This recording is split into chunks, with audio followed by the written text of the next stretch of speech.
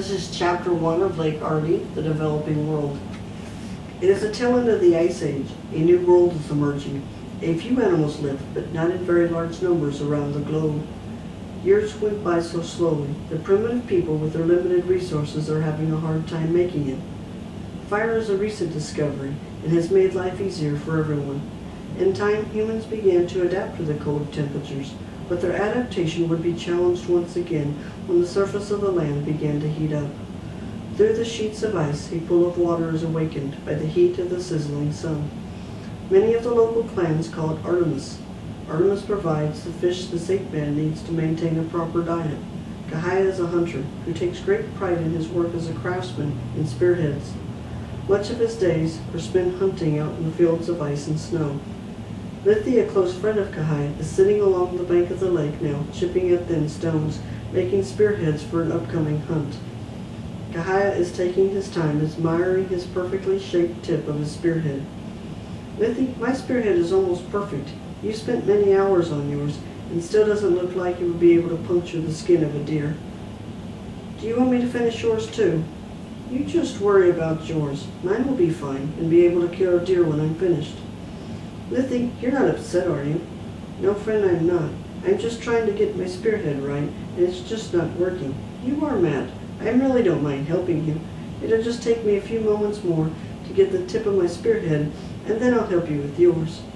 See, I hold it up to you, and show you how to put the finishing touches on such a piece of artistic perfection. Kahaya is tapping on his spearhead to acquire the sharpness he wishes to have, but he misses his desired target and busts the tip completely off. Nice shot, Kahaya. That will make a good skipping stone now. Ah, bad shot indeed. I don't think I need your help now. The two spent several more hours along the bank of the lake. Ice and snow are abundant, and this primitive man uses it to keep things fresh. They learned this by watching wild packs of dogs hunt. After a kill, the dogs would burrow a hole into the snow to come back and eat it later. It seemed to make sense. If animals could keep their food good in this way, people felt it should work for them as well. Kahaya tied the spearhead to a stick with strips of animal skin. When Kahaya and Lithi were finished making their weapons, they moved out to higher ground and waited for something to come by and drink out of the lake. They moved behind some rocks off the water's edge. They know when an animal comes near, they'll be in position to pounce down on it. There are many clans and groups in the area. Each one has its own territories and its own way of doing things. Kahaya's group is set up with his friend Lithi. These are the two hunters of the group. There is also the medicine man Zola, and lastly Solomon, the wife of Kahaya. The couple is becoming closer as Kahaya is having to spend less time out searching for food. All of the males in the group are expected to hunt, while the females of the clan perform household tasks.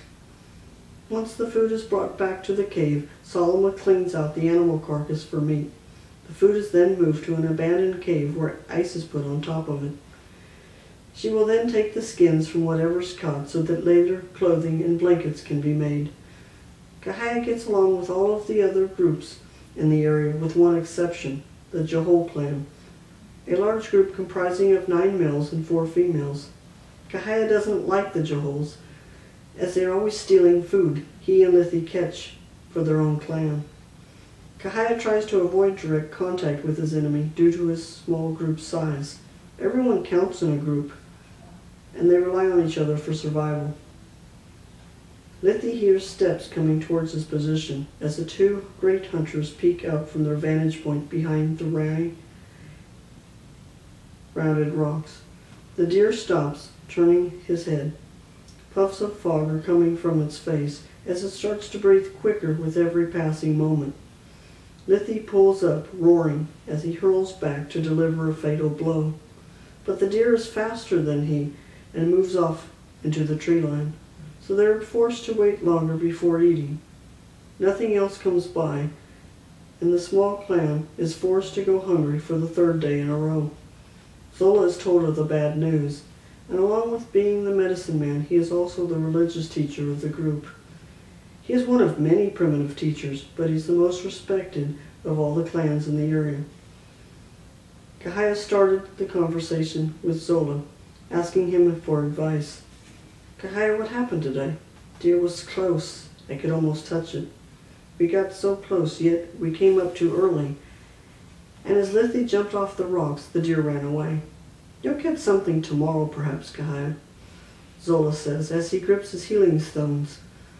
Zola feels his stones hold power, and they can heal, ward off unwelcome invaders, and show the way to a successful hunt. I think I'm going to stop there for now, and I will be posting other things momentarily.